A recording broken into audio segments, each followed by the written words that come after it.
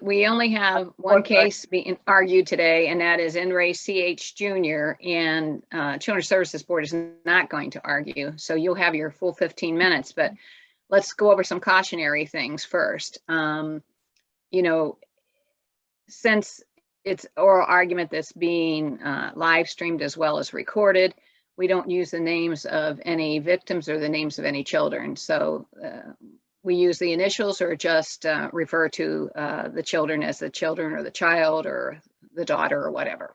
Okay? I understand. Okay. All right. Well, then we're ready to hear you you have your full 15 minutes. Okay, thank you, Your Honor. And I don't know that I'll take that. Dave Lowry for mother. We filed an appeal in this case. It was ultimately it was a permanent custody case out of Summit County Juvenile Court. The court ultimately granted permanent custody. The issues presented in the case are they're all basically intertwined, and the essence of all of them is whether or not there were certain constitutional procedural safeguards were present enough to allow mother to be present in a part of the proceeding. I've gone through this case, and in my assignments of error, I've gone through and tried to be specific in terms of the dates and times. But in a nutshell, I guess I maybe focus on two different factors. The first factor would be that initially, service, according to the state, was effectuated upon mom by an affidavit and subsequent posting. The posting was done in roughly early August. I think it was August 6th through the 19th or something along those lines with Summit County Common Police Court. The posting was done because the state executed an affidavit indicating that the whereabouts of mother were unknown, and therefore posting was appropriate. I'd submit initially that I don't believe the posting was even effective to obtain service upon mom, for the simple reason that the record shows that Ms. Stevens is the representative of SCCS, had by her own testimony during the hearing, had indicated or had a conversation with mom in July of 2019. In that conversation, she was provided an address where mother would meet with her in August or September to discuss what was going on with her children. Counsel, yes. Excuse me, and as you pointed out, there's so many different dates here, but in that conversation, didn't she tell the caseworker that she was in between housing, or am I confusing that with a different conversation? I think that may be well, according to Ms. Stevens says she only had one conversation with my client. My client indicates in her testimony that she attempted to get a hold of her on numerous and repeated occasions, had more than one conversation. But I believe I think that's a subsequent conversation. But clearly, in the July 2019 conversation, Ms. Stevens was provided an address to go visit my client. And it was the Ivanhoe address in Kent, Ohio. It's the address that subsequently was used, for my client for her application for attorney's fees. It was the same address that the prosecutor's office sent their motion for PC, even though at that time the court was still indicating that they didn't know where she lived and she was homeless. The prosecutor's office had the address of Ivanhoe because they sent her that PC motion, which I'll talk about a minute later. That was covered in my brief also. So in July 2019, Ms. Stevens had an address. She had an address where she was to meet my client. Hang on, wait, I'm sorry. I have to go back to that July time. Was that also the time frame where Ms. Stevens tried to go out and meet with your client and assess the housing, and then your client canceled? No, that was the affidavit of posting was done well before that time. In other words, in July 2019, she had an address Ivanhoe. That's my client gave her.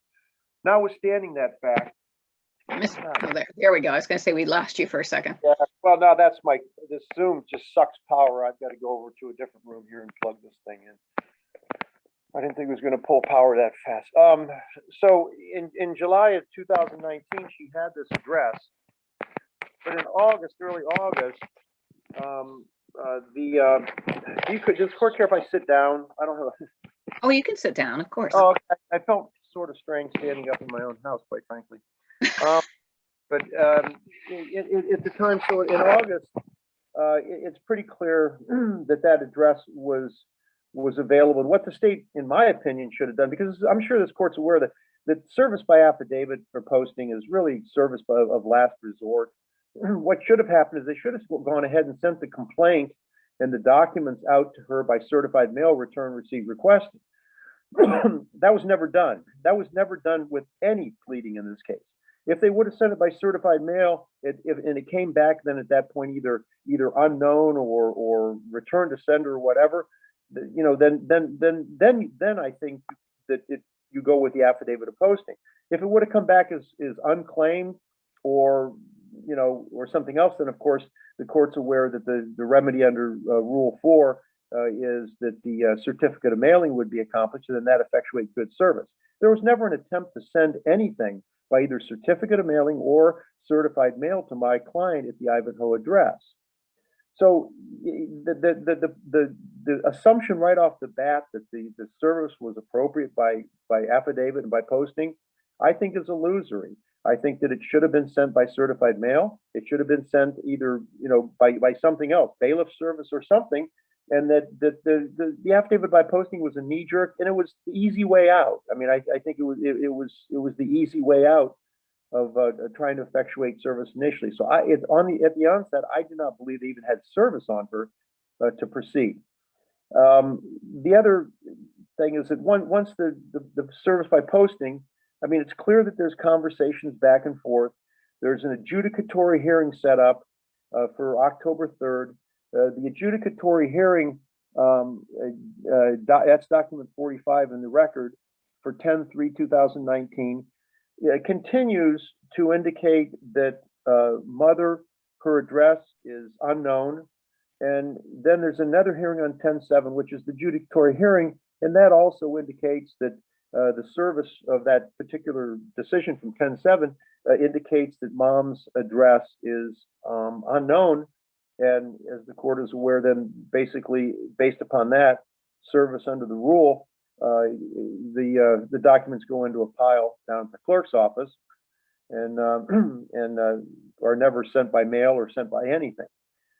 So I don't want to belabor the point, but if you fast forward, and I've gone through all of the, I guess, the relevant time periods that where it's absolutely clear that mom has an address, and it's the Ivanhoe address, and notwithstanding that fact, every single document up through and including, as I indicate in my brief, September 24th of 2020, up through then, they continued to indicate that she's either homeless or she has no address, and they don't send her anything. And I talk about on page 7 of my brief, on September 24th of 2020, the agency files an amended case plan which added mom to the case plan, and it indicated her case plan objectives. It was filed over a year after the case was started, and it indicated that mom was homeless and was never served a copy of it. So it's abundantly clear that the agency, and once again, I mean, you can go back and forth, and the state, the state points out the fact that, mom, may or may not, or probably should or shouldn't have been, either pestering the agency or what's going on. If you believe mom and you accept her testimony, her testimony was that she was contacting Miss Stevens, and Miss Stevens was telling her that she, according to her, that she really couldn't involve her because she wasn't involved in the case any longer, and that, and that she was, basically phased out of the thing by the agency during the case for one reason or the other. But now what's going on? I'm sorry. We can see you. Yeah, I know, but I'm having power issues here, and I apologize. Okay. We can still hear you. Let's just. I long for the old days. I'm not a consumer. It's not my fave. Anyway, thought I had set up this place to not have these issues. Okay, very good. I'm sorry.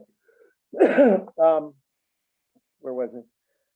So, but at some point in time, it's real clear by looking at the transcript and docket that at some point in time, the agency and the state knew where mom was living, and they knew that she had what address she had, and it was well before September 24th, 2020. But still, all of the pleadings, every single pleading up until that point in time, indicates that mom is homeless and that mom doesn't have address, and she was not served with a single one of the documents up until that point in time, including, and the most interesting one to me is the September 24th, 2020 case plan that had specific objections to her. And it indicates, if you take a look at it, it says it was mailed to mom, and there's no address on it where it was mailed. And so let me ask you another question. There's a difference between due process by service and by notice and opportunity to be here. Now you're challenging probably both, I think, but the service aspect with the posting service. But are you saying that mom had no notice of any of these proceedings going on? That's exactly what I'm saying. I'm saying that she had no notice. There would be no way for her to have notice. The agency admits that they never talked to mom after the fact or gave her. No one ever, they had her phone number. There was no testimony in this thing where anyone picked up the phone and said, oh, hey, mom, by the way, do you know about the hearing that's scheduled for October 3rd or October 7th? It's probably a good idea for you to be there, because as this court knows, because I would venture to guess that these cases comprise a large component of the court's docket. The adjudicatory hearing is the hearing. I mean, that's the hearing.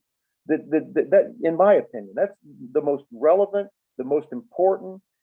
It's the pivotal hearing in these cases. Nobody picked the phone up and told her. No one called her. There's no. But mom had an attorney by then, correct?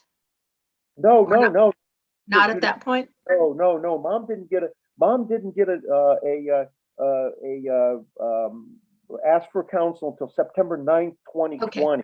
Okay. So no, this was over a year later that she ended up asking for, and then of course then she uses the same address on her application. Oh no, there was no indication that anybody, even though they had her phone number, by their own admission, they had her phone number. By their own admission, at that point in time, they knew that there was this Ivanhoe address floating around out there. It was never sent her. If you have her address on Ivanhoe, or why don't you send it out there? Why don't you send it out there and see what happens? Why don't you send it out by certified mail return receipt requested? Then you got notice that you can stand on.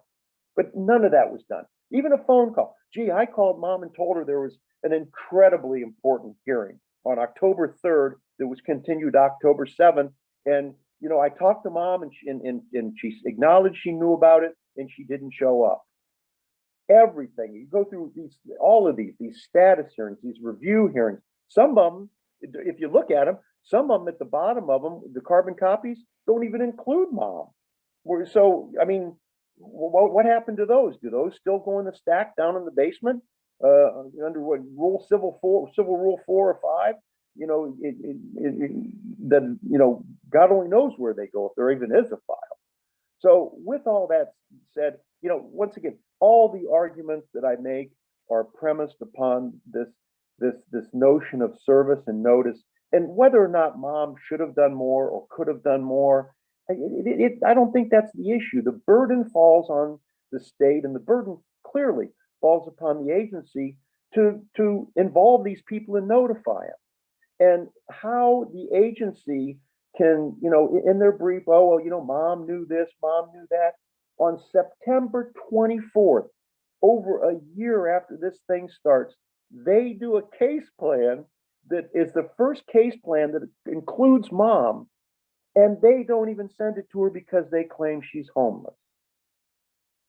The first case plan, interestingly enough, was never served on mom, and it said mom can become involved in the case plan if she wants to. She should contact the agency.